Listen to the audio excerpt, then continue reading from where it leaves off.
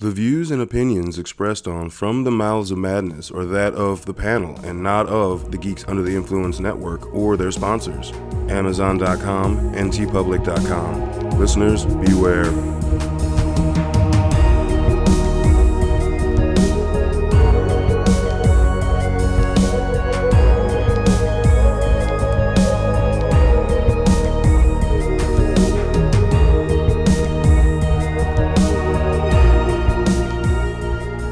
Coming straight from the Mouths of Madness, I'm one of the hosts, Lowdown. With me, as always, is F.U.Hunter. What's up, you twisted Firestarter bitches? So, okay, quick thought. I literally just had it before we dive into this. I know it's because she was getting older, and that's when her power started to come through. I can't remember in the book, but did they ever directly link it to puberty? No. Maybe, maybe, Possibly. maybe. But there's two different ages from the OG to this reboot, so. Yeah, but like I said, I think the reboot goes closer. She's like 11, so I guess it could be. Well, I was actually going to ask you that about I think they're the book. both. I think they're both around 11. Drew Barrymore, I thought was like 8. Was she 8? 8, and this new one's 11. Yeah, I haven't read Firestarter in forever. So okay, so tonight on Killer or Filler, we're going to be talking about what year did Firestarter come out? 84. 84. Was it 84? Mm-hmm. I looked all this up. And the remake was 2022. Yep. The 1984 film Firestarter versus the 2022 remake, Also called Firestarter. But it's weird. They both have star power. It's just how they have star power is different. Yeah. Zac Efron's a pretty big thing. Yeah, that's let's true. be real. It's Zac Efron. And he's done good stuff. Like him as Ted Bundy was amazing. That's true. It was really good. It was really fucking good. I forgot he did that movie till right now. It was really good. So yeah, God, I haven't read the book in so long, and that was like his 4th or 5th, maybe 6th. I just haven't read that book because honestly, it's good, but it's not like essential. Yeah. You got to be like I say, if you're a King fan, read it. Would it be in a top 10 list of King books? No, see, that's. Are you talking about? Okay, well, either way, Okay. no. I was going to say because there's 2 categories. You could say per reading in general across the board, Right. top 10 greatest King achievements as far as novelizations go, or your own personal. But either way, it doesn't make it. Either way, it doesn't matter because I could name 10 other books that I would read over Firestarter. Yeah. That makes sense. So, yeah. So I remember the 1984 film, fucking Drew Barrymore, which she also did Cat's Eye, which I think came out like the same year or like the year after or the year before. It was right around that same time, yeah. She's like the same age. Also, when did Dead Zone come out? Oh, God. I think that was right around the same. Wasn't that 83? That was like 82 or 83, Yeah. maybe. Yeah. Yeah. Oh, God, Dead Zone's so good. Maybe I'm just bringing that up because you got fucking Short in both. Oh, yeah. Yeah. No shit. Yeah. Or Sheen, sorry. It's like Yeah. Sheen in both Dead Zone and Firestarter. So That's there's true. something about, all right, I'll do another fucking King Fuck, adaptation. Why not? Yeah. Sure. Only difference is the director. You got Cronenberg with Dead Zone, and yeah, I don't know who the fuck directed. I the don't original. know. And Dude, when I think of the original, the only thing I think of is George C. Scott because he was a beast. yeah, but it is also one of the only things they course corrected with this remake is I never read the book, but the name and the OG suggest Native American. Yeah. Unfortunately, Yeah. the only Native American we get from crusty ass George C. Scott is A ponytail. and he wears like a Native American garb when he goes to the shop. Yeah, whatever the term is for like the jacket Yeah. or the But outer coat. That's the Yeah. only amount. Yeah. And the remake, they go, you know what? Maybe we should. How about we Let's do cast an actual Native? What a wild concept! Because they All right. didn't change his name in All right, the OG. all right. Whitewashing aside, Okay, yeah. George C. Scott crushed it. Yeah, no, he George did a C. good Scott, job. Yeah. He eats that shit for breakfast, dude. I'm just saying you could just change his name. That's all you had to change do, all his right? name. But then they were probably like, well, the book just came out a few years ago. The people won't know who he is. Oh. You could have just done a slight play on it, all right? I don't know. It just pissed me the fuck off. Or you could have made it like more of a nickname. Like, why they call you that? Because I was blah, blah, blah, Nam. Or World War. Well, he was also Yeah. World War II. No, probably Korean War. So Reinhold or something? Yeah. Yeah. It's like Reinhold. Yeah. Something like that. Yeah. Again, that is one of the King properties where I am not up to like pulling the front of my brain. I seriously do, because I mean it's good, but but definitely I would watch. Then I would watch one of these films over reading the book if I really want to get into the story. Yeah. If that makes sense. Yeah. That's kind of where I'm at. So I mean, it definitely feeds into the fear that has never really gone away. I feel like people call it a conspiracy, but our government does fucked up shit continuously, and it definitely feeds into like early X-Men era. Let's fuck with people, and let's try these new drugs. Hey, college kids, you need money? You need some money? Yeah, like, yeah. But I mean, is our government above that to now in 2023? Now I will ask, because there's the OG Firestarter. They pretty much suggest that the government experiments. That's what gives them these powers. Mm-hmm. This remake, from what I'm picking up on, is that there's latent abilities inside them that these drugs brought out. Because they ask her if she ever, was able to do anything, and she kind of answered yes in a way. And then the whole thing with the dad, where he's like, he saw his parents die a week before they did. So it suggested that there was latent abilities prior to like doing that. And I don't know which one in the book is closer. Like, did they have the abilities and the government just kind of gave them drugs to like bring them out in full force, or what? I think that, God, I honestly have not read Firestarter since like middle school. Yeah. Maybe like freshman year in high school. It's just weird to even go that point. I want to say it was more that they brought it out. Yeah. But this movie follows the beats a little more of the book across a few other things. So it could be that they already had slight telekinetic. Hence why the Charlie in this one doesn't have just the fire starting ability. Mm. So maybe that's why they did that. So, she also has the push. Yeah. I think that might, all right. So they might have had to change that because they didn't want to deal with the budget, the special effects it would cost to do that back in the 80s. Let's just be real. Yeah. Let's be real. That could have happened. Yeah. They might add some little budget restraints, But I mean, I thought in the original one, Drew Barrymore crushed it. I thought, her dad did great. I don't know any of the actors' names besides Drew Barrymore and George C. Scott. I feel like there was one other actor in there that I know their name in the original. Well, I mean, the mom for a hot second, but it's Heather Locklear. Oh, no shit. That was Heather Locklear. Yeah. But I mean, we're talking about, oh, wow, that's Heather Locklear dead. I mean, you don't really see much of her. So yeah. Yeah. And they kept some of the stuff with, in both movies, Charlie hurts the mom. Yeah. They get a little more into. They suggest, she got mad in the original, like mom's arms catch on fire. That was bad. This one, though, she like burns the. No, the next time you see the mom after that scene in the original one, her hands are wrapped. They just don't show. Yeah, that's what I'm saying. Her hands are wrapped. It looked like she put it out pretty fast. This one, man, she like, I don't know what level of degree burns, but her arms. Shit was fucked. Her arms look like putty. Like, her fucked shit was up. fucked. Yeah. Like, because it's not just that Charlie can. It's not just her starting a fire. She has to create the heat. Yeah.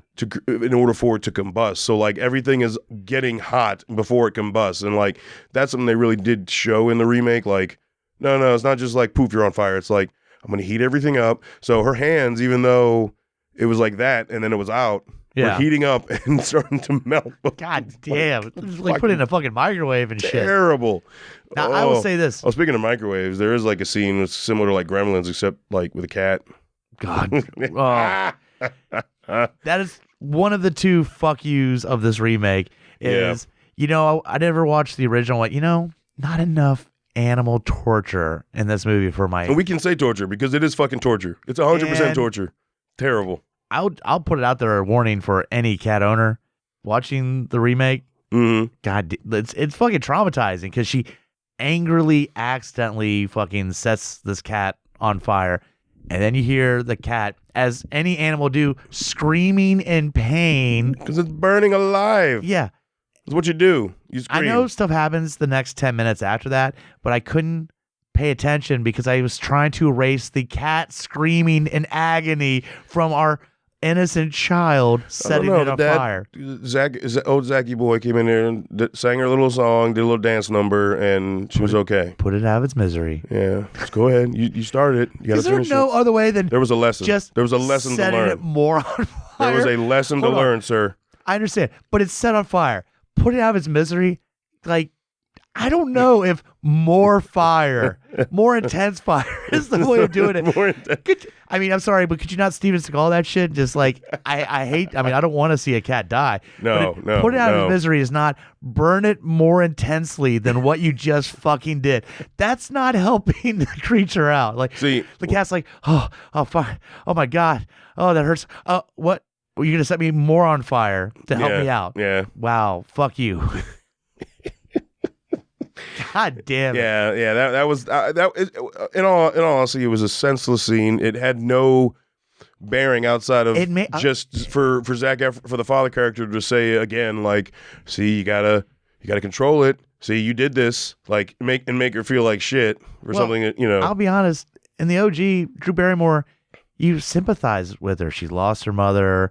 You know, she's on the run. She only has her dad. Like, it's all these challenges, and through the entire movie, you feel bad for this little girl being put in the situation, even though she could murder the fuck out of you at any time. Yes.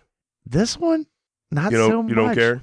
Well, she just seems kind of fucked up. She seems like she's angry. Besides the cat, I understand she's angry, but besides the cat, she murders somebody. She is now gonna make a child a single parent child before the kid's even born. Because I don't even remember when she's in the fucking shop at the end, and the guy's on the phone. He's like talking to his wife about they're expecting a child, and then like she's trying to get his pass card, and you know now he does pull a gun, and I understand she doesn't have full control. She could have burned his hand. He dropped the gun, whatever. She burns the fuck out of this dude. That kid is now fatherless. Yeah, and the thing about that is too. Why did you put that in the movie? Why did you have him on the phone talking about his kid right before you could have our hero murdered again? Put him out of his misery. I would never say Charlie. Even in the original '84 and in the book, I do remember she was more of an anti-hero / anti-hero, I guess, but wrongly guided villain. You know what I mean? Like she's, I guess, but not a she doesn't really go full out till the very in the OG. Oh, then she can and then she can control it. She can control it. Well, no, that's the thing. Once the dad gets shot, then she's like, "Fuck you, fake ass Native American George C. Scott. Fuck you, all you guys in fucking suits with the sunglasses. I'm fucking." But like, you understand, like that's her world, and she sees that. She had to kill her dad in this one. But she had to set her dad on fire in this one. But she murders the fuck out of that guy before she gets to her dad. But then she had to set her dad on fire just to kill bitch in the room with him. Yeah. I'm like, oh. Well, she didn't make that decision. He made that decision because he uses his push on her. So you know, it was like amplified. Yeah. But I'm just saying, like that scene when she murders the guy in the car with, you know, expecting the kid, that's prior to that. Yeah. I will say that blunt objects really good. You can hit him over the fucking head. You can do something. Nope. She's not gonna do that. Gotta burn you to a crisp. Yep. Toasty. Yep. No more Father's Day cards. You never had a chance to get one. I know, that's what I'm saying. To get one. Father's Day has been extinguished. I liked what they did with the father more. You never really saw the mom's power so much because, again, similar to the original, you don't see her that much. Yeah. She's not there that long. And then you just open a closet door and she flops down, right? I do like that they're like, let's heap that scene just like the original where just mom, dead body. Yep. Dead body. Yep. But they really go into Dad's a little bit more about what him using his powers is doing to him. I thought that was kind of cool. With the eye bleeding and shit. But like how it's affecting his brain. Yeah. Because like regardless if you're injected with whatever and you get these abilities through scientific testing, or even if even if it's amplifying something that's already within you, like unless you were born with something else, another level, like the body will protect itself all the time. The body, like if an organ shuts down, other organs are designed to take over the work. Like, or if an organ stops operating at 100%, some other things in your body, it could take 3 to 4 other organs will work to try to make up the difference. Like your body will work with itself when there's failures. Unless you're built with some sort of safeguard for like having this like telekinetic push, like you're just damaging your brain. Yeah. Like, because no normal brain can do that, or unless we haven't tapped into that part of our brain yet, because, you know, we only use like 45% of our brain. There you go. But either way, like, just seeing that if he keeps using it, he's going to kill himself. Yeah. That was kind of cool, just in and of itself, because I do remember that in the book. I will say there is one badass moment with his power, which is when they try to, the goons from the shop try to kidnap Charlie when she's a baby, and he catches. Oh, they're doing the and fucking, he's like, oh, yeah. all right, shoot him, and you don't know how to breathe. Like, Yeah. that was pretty cool. Where He was like, you forget how to breathe. Yeah, you forget that how to was breathe. pretty fucking sick. Yeah. That's almost like some Preacher level comic shit where he's like, Exactly. That's what I was thinking. it's like, I always think about Preacher when he's like, and go fuck yourself. And then and then the next Yeah. strip, it's like the son's like, "What happened?" And like, well, we can't tell you, son. You can't go in there and look either. Your dad doesn't want anybody to be visited, and even though our face runs in there, but then you hear a medic say like, "He literally ripped his dick off and shoved it up his ass." I'm like, God damn. Yeah, no, we didn't get to that level. No, we didn't get that in the show either. Damn. Yeah. Anyway, but it was there were some additions that I thought were cool. That movie, it was just so fucking slow. It's so fucking boring. Yeah, Yeah. I know. I mean, But I feel like the original one's not super fast paced either. No. And they're roughly the same length. No. Like, so it's almost like I think, Firestarter's not a great film. And like, they're trying to remake not a great film yeah, and do it almost beat for beat with added slowness. add some fucked up shit in there. Again, you got dad's powers, you got her powers. Like, if you're gonna go full out, and this is, I think this is Blumhouse, right? Oh, yeah, I believe it was. Yeah. I believe it was. Yep. Fucking have some fun with this shit, Yeah. man. Like, have her, because when she's taking motherfuckers out, she does a few quick things here or there, but the payoff just doesn't fucking matter at the end of the movie. You got people with these abilities, you're rated R, fucking have some hardcore shit happen. Nope. You get her talking to the lady that's in a coma. Blah, blah. It just, like, yeah. it's just, yeah, right. Yeah. Yeah. It's even Reinhold, like, you don't even have him take out motherfuckers. so I don't badass. remember if that was different or not. The ending. Like, I don't remember. From the book or from the book. movie? I know in the Okay. movie it was Reinhold was an asshole through the end. She stops the bullet and is like, all right, now you're on fire, motherfucker. Yeah, Yeah. I remember that. She sets him on fire and kills him, but like I can't remember in the book if she saves Reinhold and then he Carries her out. then he like comes and gets her and carries her out. It's weird because, I mean, like, literally, he obviously killed her mom. Yes. He helped capture the dad, which at some point, the dad's only resource is, hey, you're going to have to kill me. So this dude is responsible for pretty much the death of her entire family. Yes. So when he's like, go ahead and kill me, she's like, nah, I've killed enough people. You know, you might be able to add one more person to that. Just one more to maybe list. the person One more. that's put you into An orphan orphanage. status. Yes. Yeah. You're at orphan status specifically because of this motherfucker. Maybe one more. But no. Yeah, no. I'm gonna let you go. I'm gonna let you go. And It's weird. It's like, and I hate to bring this up, but it's like a certain series where you end one movie with the daughter being killed, and then next fuck you. one, Fuck you, Hunter. the mom seems to not really care that her daughter was Fuck killed. Yeah. you, So I'm just sir. referencing that. Yeah, did you need to? Was it necessary? Yeah, because it doesn't make, just like that, this doesn't make any sense. Mm-hmm. All right, well, you made me an orphan, but you seem kind of cool. Like, I think we can hang out. It's fine. You killed the guys that were wearing the suits that I couldn't melt you in. I mean, like, Yeah, because they did have like high rated, fire rated suits, which that actually scientifically made sense. I guess, but should she not be able to concentrate in the suits and just make them so the suits actually work against them and contain the fire? You know what I mean? Like, So you say we're already bending the laws of physics? Fuck it, why not? might Just- as well. The only reason I Might say as is because well.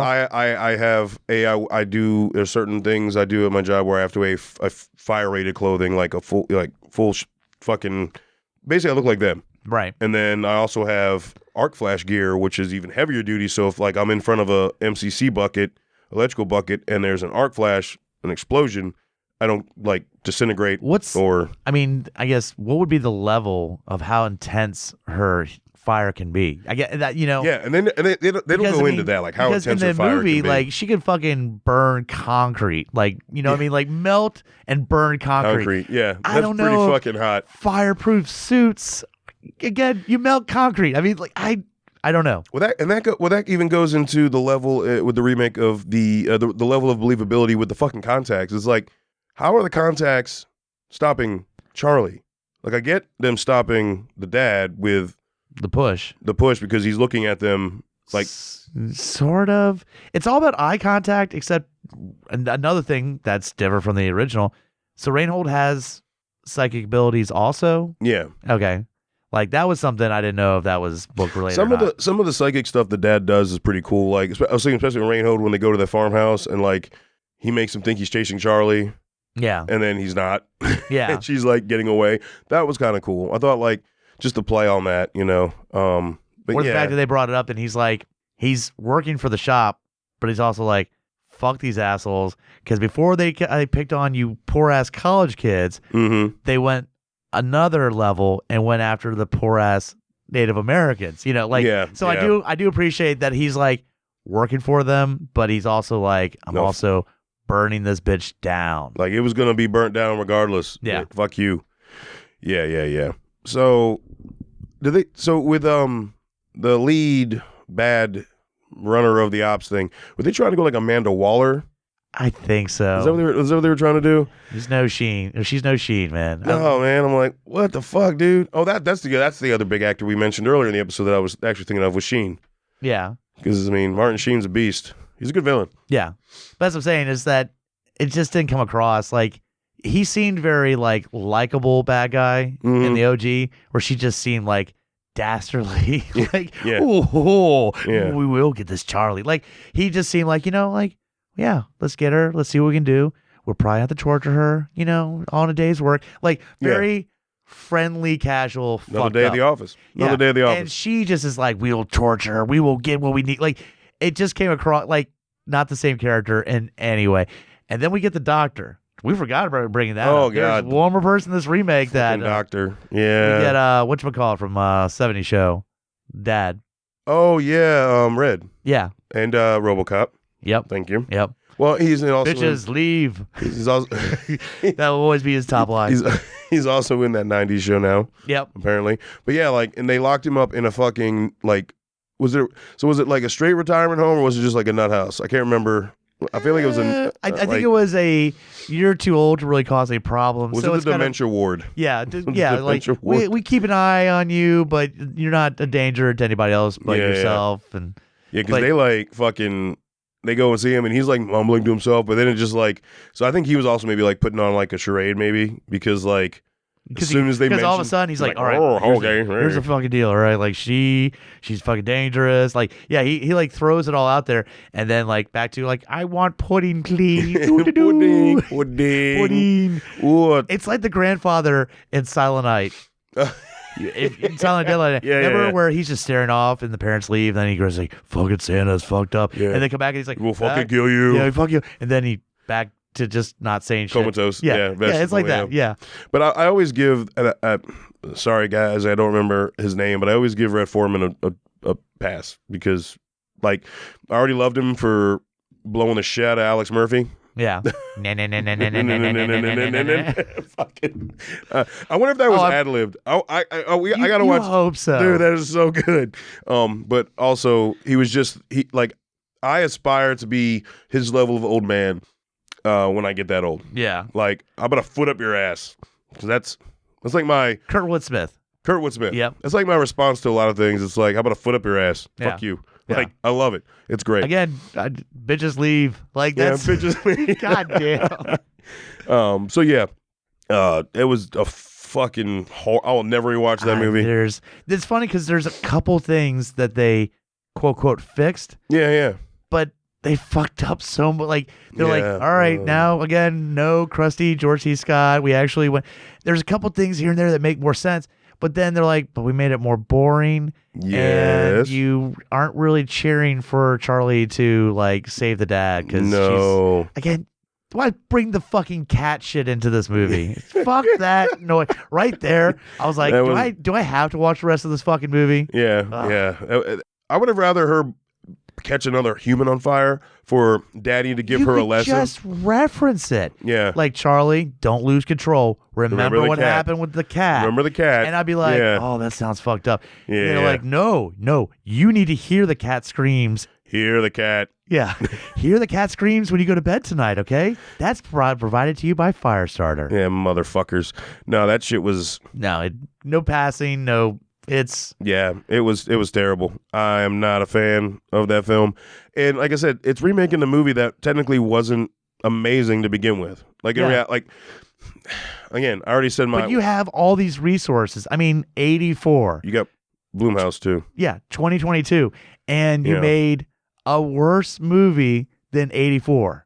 A worse movie. This isn't the first time. And I don't even really like the 84 one. Yeah. But at least you had that last 5 minutes where there was no lazy CGI. So all the pyrotechnics, it's all legit. You get the fucking fireball knocking the dude into the fucking tree. We didn't go into that. Shit. We didn't go into that. The effects pretty much throughout the whole movie were like legit. Yeah. And they were it was fucking sick. Like, to see... We actually got to see her full power, and she blew up a whole compound. Versus the original, she blew up a farmhouse. Yeah. I mean, that was cool.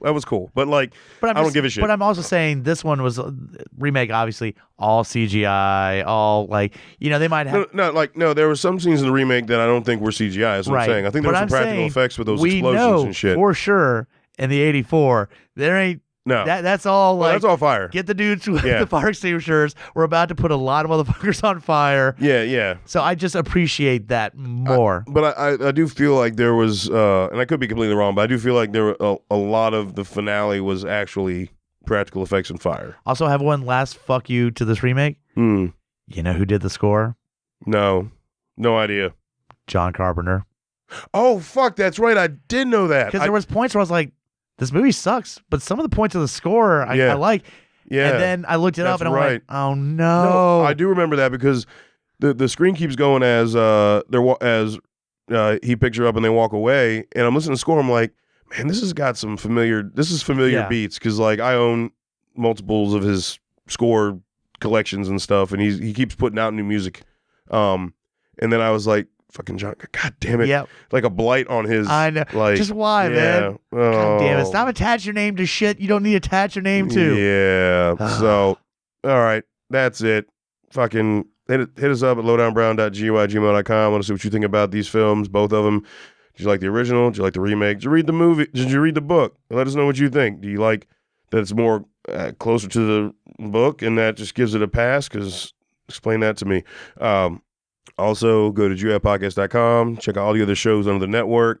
While you're there, go to our links tab and click out our link for TeePublic. That's where all the other shows, including and us, have merch on for sale. That's where all the designs are. We can get them on tons of shit, shirts, sweatshirts, tote tons bags, of stuff, stickers, magnets, all kinds of shit. Easy, just stickers and magnets. That's always the easy go-to. Get stickers and magnets. You're good. Get a fucking banner though. Banner that shit out. Yep. Yeah, but I know. I mean, even on sale, they're all, and they do sales like every other week. Yeah. Just sign up for the text alerts, and they'll text you, hey, 35% off site-wide. Cool. Yeah. And yeah, there you go. Also, anywhere you listen to your podcasts, make sure that you if you would, rate, review, subscribe, comment, all that stuff. It really helps. It really helps the show out. And also, if you pick up any other GOI shows, do the same for them. It helps the whole network out, and we greatly appreciate that. And until we talk to you again, embrace the madness.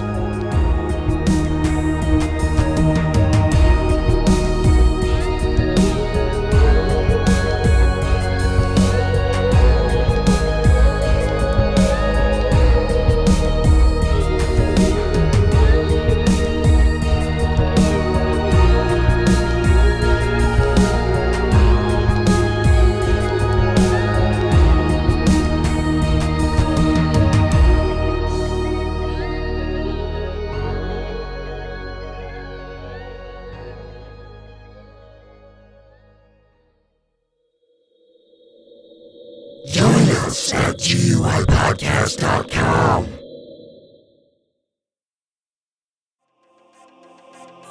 In a world with too many reboots and remakes, two men will stop at nothing to make it even worse. Join Mike the Hobbit and Tondi as they play by their own rules while pitching new takes on some of your favorite and least favorite films and TV shows. What podcast would dare to bring this upon the world? This is Smack My Pitch Show.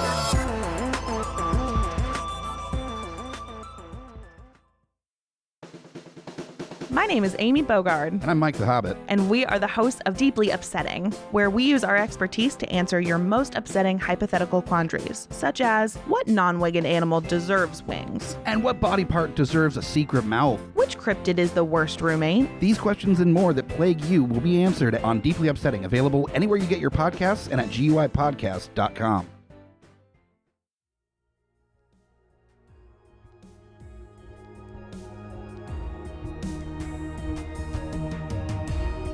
Coming straight from the mouths of madness, I'm Lowdown. I'm F.U.Hunter. Do you love horror? We fucking do. So this is a podcast dedicated to all things in cinematic horror. We're talking movies, television, composers, special effects artists. We're gonna fucking cover it. So if you love horror, Embrace the madness.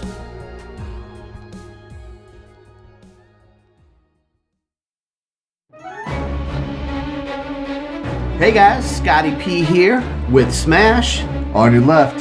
And we are the Geek Fathers. That's right, bringing all the trials and tribulations of being a geeky parent. So welcome to our world. And as always, join us Or cry.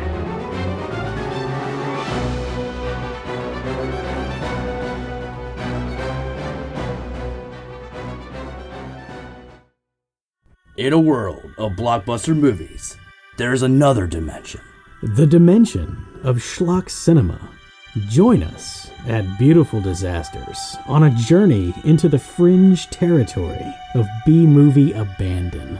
We review the flicks that are forgotten or underappreciated to give them a proper place in the annals of celluloid history. I'm the Groots, F.U.Hunter. your guides at Beautiful Disasters. Come along with us for a fun ride. May the schlock be with you.